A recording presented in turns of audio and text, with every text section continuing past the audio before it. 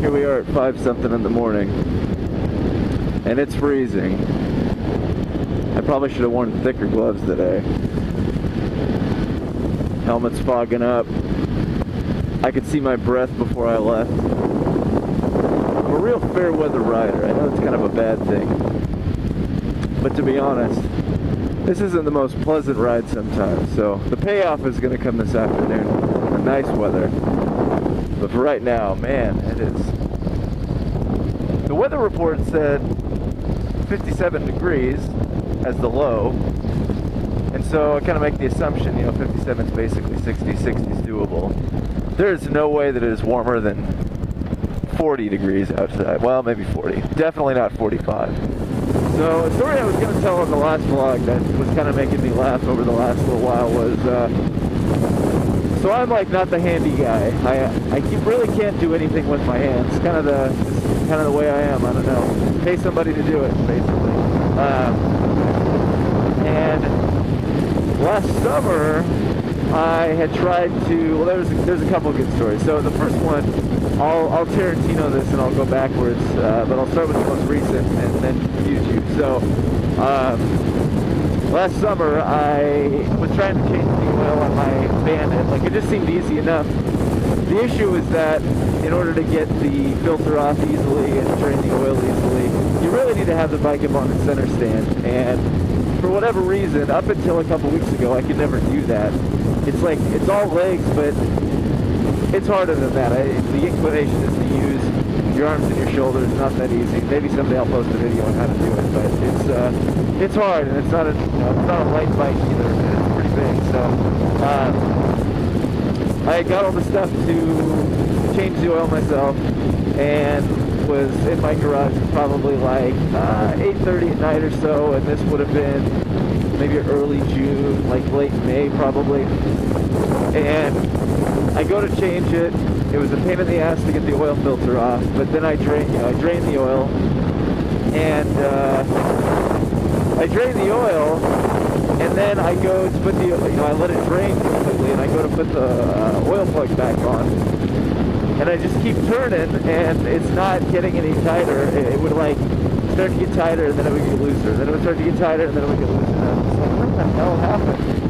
And after thinking, okay, well, maybe it just needs to be dried out. Maybe I need to use a different wrench. All these maybes, going through like 45 minutes worth of other scenarios. Well, I finally realized that I had just stripped the shit out of the bolt.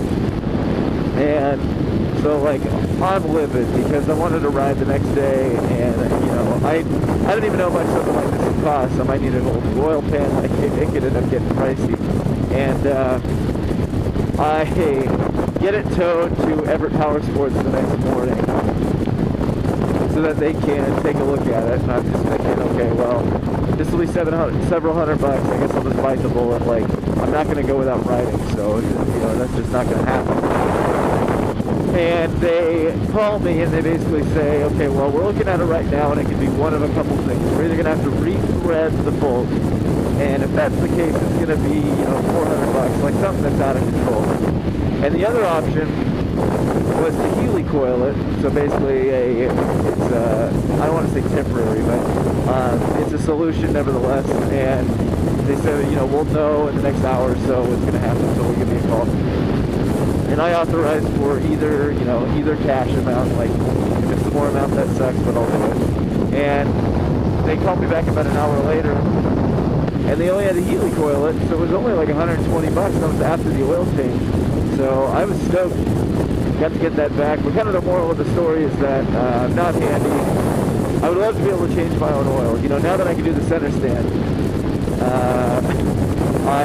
maybe I'll try it again this summer. Jenny probably doesn't want to hear that, but might have to get her another shot. Maybe I'll do it when the next day is supposed to be really crappy weather, and that way I don't feel so bad in the event that something like that happens again. That's the advantage I have in AAA.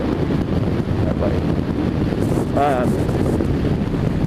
You back up a couple years prior, and this is even worse. This is kind of the cream of the crop story, but it was hot as hell. This was like summer 2009, and we were going through like a heat wave. For those of you that aren't from here that may be watching this, a a Washington heat wave, a Seattle heat wave is basically anything over 85 degrees for, I'll say, more than 3 days. So really, it's not much of a heat wave per se at all, but it's something that obviously we're just not seasoned for. So it was summer of 2009, and it was actually, I feel like it was in the 90s for a few days.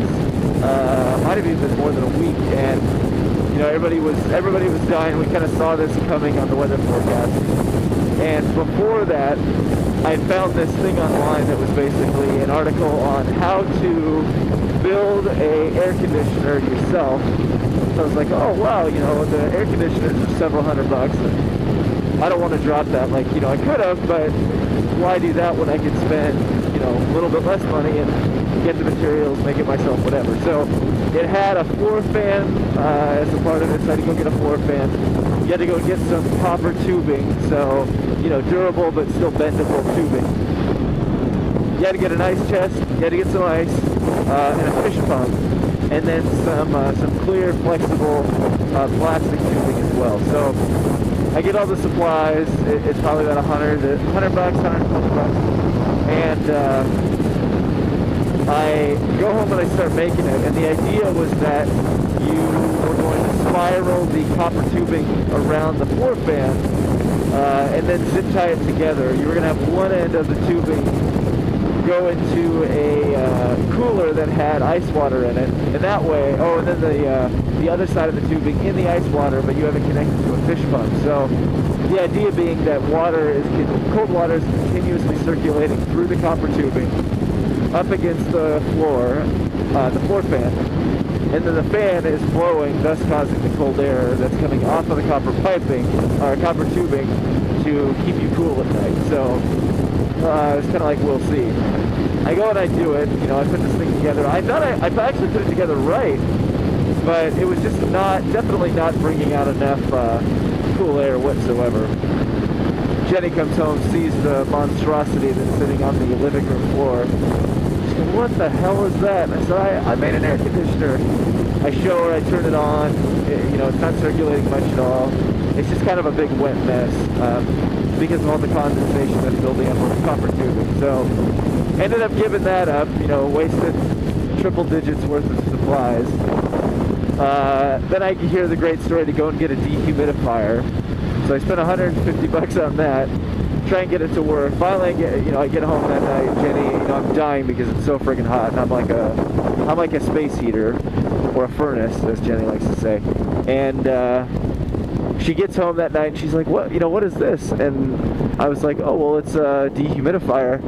And she said, "Well, how much does that cost?" $150. Well, what was the supplies of the other thing? $120. How much time did you spend on it? A few hours. So basically it got to the point in which it would have just been cheaper to just buy that $350 or $400 air conditioner. I took the dehumidifier back, bought the air conditioner, and it's been the best decision ever. Probably drives Jenny a little nuts because when we get into that January effect, or when the weather's just not that warm and it's the summer,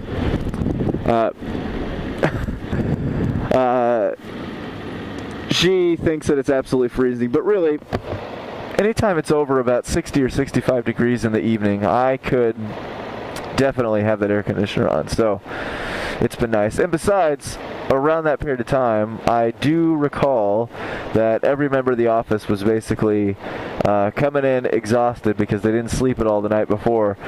And there I was, got my perfect amount of sleep because the room temperature was always 60 or 62 degrees, you know, regardless how warm it was outside. I had to kind of live in that bedroom for that summer just because it was getting so warm, but, you know, I didn't have a motorcycle at the time, so what else am I going to do aside from work and